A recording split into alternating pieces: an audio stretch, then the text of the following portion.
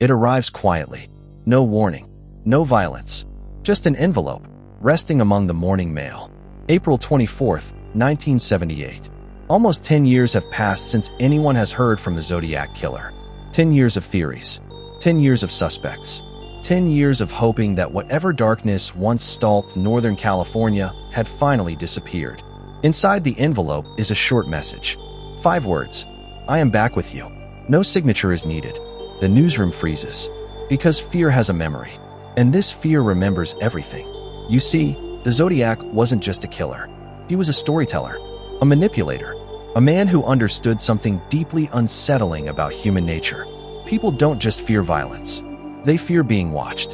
And tonight, as you listen to this story, the question isn't who the Zodiac killer was. The question is whether he ever truly left. December 20th, 1968. Lake Herman Road is the kind of place no one remembers until they have a reason to. It's quiet, empty, surrounded by darkness and open land.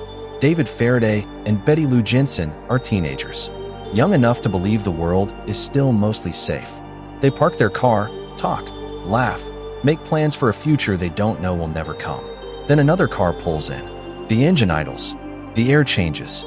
There's no argument, no shouting, no warning. Gunfire shatters the night.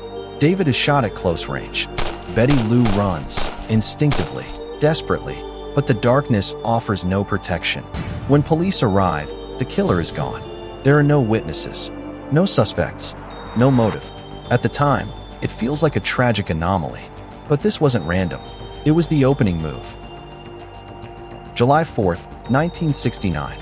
While fireworks light up the sky, another couple sits in a parked car at Blue Rock Springs Park. Darlene Farron, Michael Mageau. They notice a car pass by, then return. Headlights flood their windshield.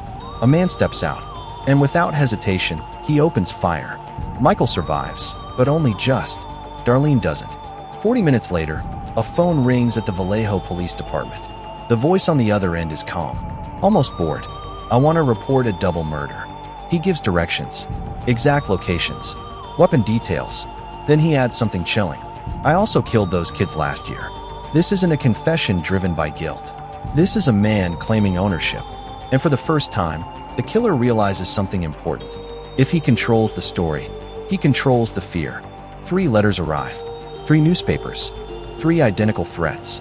Each envelope contains a strange symbol, a circle crossed by lines, and a warning. If you do not publish this cipher, I will go on a killing spree. This is the moment everything changes. The killer gives himself a name, the Zodiac. The cipher is eventually cracked, not by police, but by ordinary citizens. The message inside reveals something far worse than rage. I like killing people because it is so much fun. This isn't insanity. This is philosophy. The Zodiac believes he's superior, smarter, chosen, and now the world is listening. September 27th, 1969. Lake Berryessa. Broad daylight. A couple enjoys a quiet picnic when a man approaches wearing a black hood. He speaks calmly, politely. Then he attacks.